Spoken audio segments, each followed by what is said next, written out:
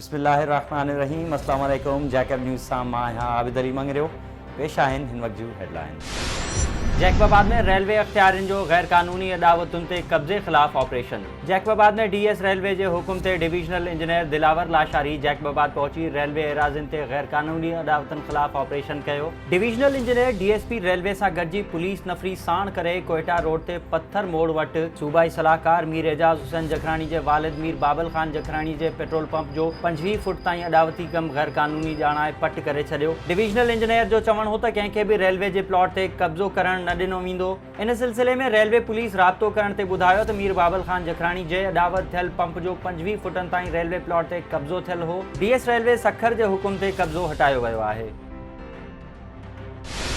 कंदकोट लॻ हिकु ॾींहुं अॻु मारिजी वियल 10 ॼणनि जी जनाज़ा नमाज़ अदा कई वई। जागीराणी ऐं सब्ज़ोई बिरादरी जे हथियारबंदनि जी फायरिंग में मारिजी वियल 10 ॼणनि शामुराद चाचड़, मंज़ूर चाचड़, अली बख्श चाचड़, अनवर चाचड़, राहिब चाचड़, शाबान चाचड़, हुज़ूर बख्श चाचड़, हामिद चाचड़, अब्दुल ख़ालिक चाचड़ ऐं ज़ुल्फ़कार चाचड़ जी जनाज़ा नमाज़ हथियारनि जे पहिरें हेठि ॻोठ रईस मंगल ख़ान चाचड़ में अदा कई वई, जंहिं बाद खेनि हज़ारे आलिन अखियुनि सां मिटी मां हवाले कयो वियो। जनाज़े में ज़िले इंतज़ामिया समेत कंहिं बि चूंडियल नुमाइंदे शिरकत न कई, जॾहिं त वाक़े जो केस बि दाख़िल न थी सघियो आहे। ॿुधायो पियो वञे त कुझु महीना अॻु पुलिस मुक़ाबले में धाड़ियल जीअंद जागीराणी जी ज़ाल ऐं पुटनि समेत 5 ॼणनि जे मारिजी वञण जो इल्ज़ाम धाड़ियल जीअंद जागीराणी पारां चाचड़ बिरादरी मथां लॻायो वियो हो, जंहिं जे पलांद में हमिलो करे 10 ॼणनि खे क़तल कयो वियो आहे। होॾां वाक़े बाद ॿई धुरियूं मोर्चा बंदि थी वियूं आहिनि, जंहिं सबबि इलाइक़े में वधीक खून रेज़ी थियण जो ख़दशो आहे।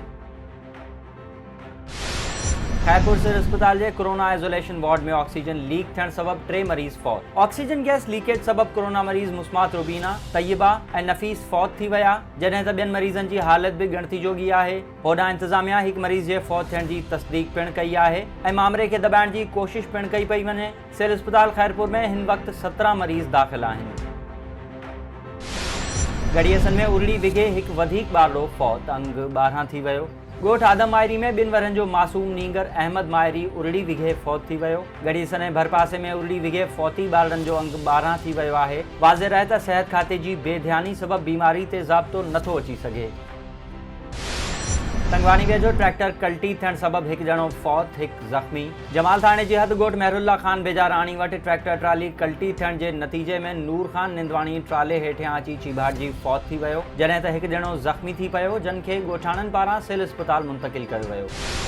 समाजी अॻवान हाजी शेर मोहम्मद मुग़ैरी पारां डेरा मुराद जमाली में अॻोणे म्यूनिसिपल चेयरमैन सां ताज़ियत। जैकबाबाद जी समाजी शख़्सियत हाजी शेर मोहम्मद मुग़ैरी म्यूनिसिपल जे अॻूणे चेयरमैन राणा ख़ान मुग़ैरी जी रिहाइशगाह ते पहुची संदसि सौट जी वफ़ात ते ताज़ियत कंदे ॾुख जो इज़हार कयो, जॾहिं त बाद में हाजी शेर मोहम्मद मुग़ैरी ठुल पहुची सहाफ़ी सरमत कंडरानी सां संदसि सौट ऐं पुट जी वफ़ात ते बि ताज़ियत कई।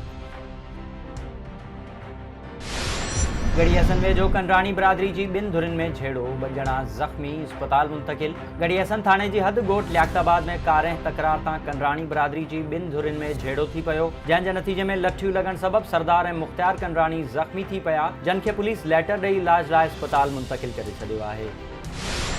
मटियारी वेझो अवामी तहरीक जे अॻवान शानी सूमरो जी गाॾी सां हादसो, मासूम न्याणी ऐं ज़ाल समेत ज़ख़्मी। साहता स्टाफ क़ौमी शाहराह ते हैदराबाद वेंदे अवामी तहरीक जे अॻवान शाहनवाज़ उर्फ़ शानी सूमरो जी कार कल्टी थी पई, जंहिं जे नतीजे में हू मासूम न्याणी परख ऐं ज़ाल मुस्मात ज़ाहिदा समेत ज़ख़्मी थी पियो, जिन खे तालका अस्पताल मटियारी मुंतक़िल कयो वियो, जितां औरत ऐं नीगरी खे ॻणती जोगी हालत में सिविल अस्पताल हैदराबाद मुंतक़िल कयो वियो। वाक़े ते अवामी तहरीक जे मरकज़ी राब्ता सेक्रेटरी मेहरान सिंधी पारां ॾुख जो इज़हार कंदे शानी सूमरो, संदसि ज़ाल ऐं न्याणी जी जल्द सेहतियाबी जी दुआ कई वई।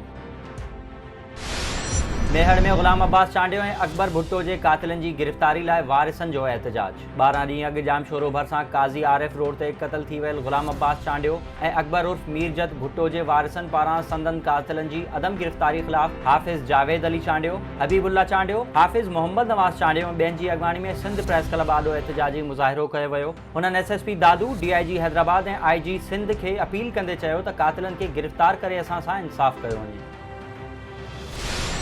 कश्मीर पुलिस पारां दुर्रानी महर वारे इलाइक़े में 3 हफ़्ता अॻु अगवा थियल दिलमुराद निंदवाणी के बाज़ियाब कराइण जी दावा। कश्मीर पुलिस दावा कई है तो ऑपरेशन दौरान 3 हफ़्ता अॻु अगवा थियल ॻोठ वशदिल निंदवाणी वासी दिलमुराद निंदवाणी के बाज़ियाब करायो वियो आहे। धारो में शहीद सब इंस्पेक्टर मुज़फ़्फ़र चांडियो के इंसाफ ॾियारण लाइ सचवा जो एहतजाज। सिंध चांडिया वेलफेयर एसोसिएशन पारां सीनियर वाइस चेयरमैन मौलवी मोहम्मद कासिम चांडियो, अदीब खलील चांडियो, ठट्टो जे सदर सिकंदर चांडियो, फराज चांडियो ऐं ॿियनि जी अॻवानी में एहतजाजी रैली कढी वई, जंहिंमें चांडिया बिरादरी जे माण्हुनि वॾे अंग में शिरकत कई।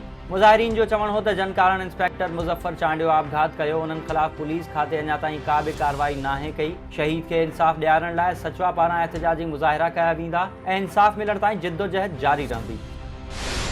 भान सईदाबाद जे ॻोठ कारियाणी में मामनि ऐं भाणेजनि में मिल्कियती तकरार तां छिकतान। डॉक्टर करम शेख ऐं डॉक्टर अनवर शेख पारां मुबैना हथियारबंद घुराए निसार अहमद शेख जी ज़मीन ते कब्ज़ो करे हर हलाइण ख़िलाफ़ मुतासिर दुर्जे फ़क़ीर रियाज़ ठेठियो, गुलाम शबीर ठेठियो ऐं ॿियनि अवामी प्रेस क्लब अॻियां एहतजाज कंदे चयो त मुख़ालिफ़नि पारां ॻोठ ते हमिलो कयो वियो आहे ऐं असांजी मिल्कियतनि ते ज़बरदस्ती कब्ज़ो कयो पियो वञे, जंहिं दौरान मुख़्तलिफ़ थाणनि जी पुलिस वाक़े वारे हंधि पहुची फायरिंग बंदि कराए 9 ॼणनि खे गिरफ़्तार करे वरितो, जन ख़िलाफ़ कार्रवाई करे असां सां इंसाफ़ कयो वञे। सिंध जे मुख़्तलिफ़ शहरनि में आलमी दहशतगर्द इसराइल ख़िलाफ़ एहतजाजी मुज़ाहिरा कया विया। सकरंड में असगरिया इल्म अमल तहरीक पारां इसराइल ख़िलाफ़ सैयद अब्बास अलमदार, सैयद मंजूर अली ऐं सैयद माजिद शाह जी अॻवानी में मस्जिद अबू तुराब खां नेशनल प्रेस क्लब ताईं रैली कढी वई, जंहिंमें वॾे अंग में औरतनि, मर्दनि ऐं ॿारनि शिरकत कई। ज़िला नौशेरो फ़िरोज़ जे मुख़्तलिफ़ शहरनि भिरिया, कंडियारो, ठारो शाह, मिठियाणी ऐं ॿियनि शहरनि में इसराइल पारां मज़लूम फ़लस्तीननि मथां ज़ुल्म ऐं बर्बरियत ख़िलाफ़ सियासी समाजी तंज़ीमनि पारां आमिर हैदरी, इरफान ममनाई, मोहम्मद कासिम जोड़ेजो ऐं ॿियनि जी अॻवानी में एहतजाजी मुज़ाहिरो करे इसराइल ख़िलाफ़ सख़्त नारेबाज़ी कई वई।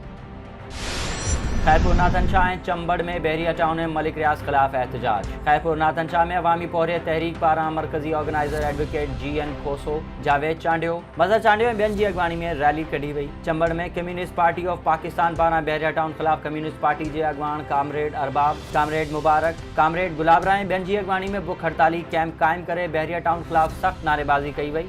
अॻवाननि ख़िताब कंदे चयो त मलिक रियाज़ ऐं ज़रदारी टोलो आलमी दहशतगर्द लैंड माफ़िया जा नुमाइंदा ऐं कमदार आहिनि। बहरिया टाउन, DH सिटी ऐं ज़ुल्फ़िकाराबाद जहिड़ा वॾा शहर सिंधी क़ौम जे वजूद ते वार साबित थींदा। अहिड़ा मनसूबा जोड़े सिंधियुनि खे पंहिंजी धरती ते अक़लियत में तब्दील करण जी साज़िश बंदि कई वञे। आला प्रेस क्लब जे सदर जे विछोड़े ते DC ऐं SSP समेत ज़िले ऑफिसर्स पारां ॾुख जो इज़हार।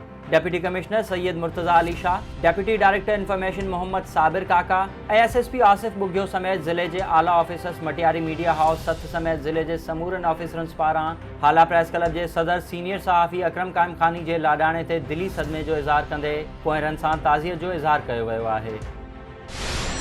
ऐं मुबारकपुर में hard ball Eid challenge cricket match खेॾियो वियो, जेको महबूब चन्ना स्पोर्ट्स ऐं कराची कोरंगी स्पोर्ट्स विच में मीर अब्दुल जब्बार ख़ान महर क्रिकेट ग्राउंड ते खेॾियो वियो, जिते कराची कोरंगी स्पोर्ट्स पहिरियां बैटिंग कंदे 124 स्कोर ठाहियो, जंहिंजे हदफ़ में महबूब चन्ना 11 101 स्कोर ठाहे 18 ओवर्स में ऑल आउट थी वई ऐं मैच कराची कोरंगी स्पोर्ट्स खटे वरितो।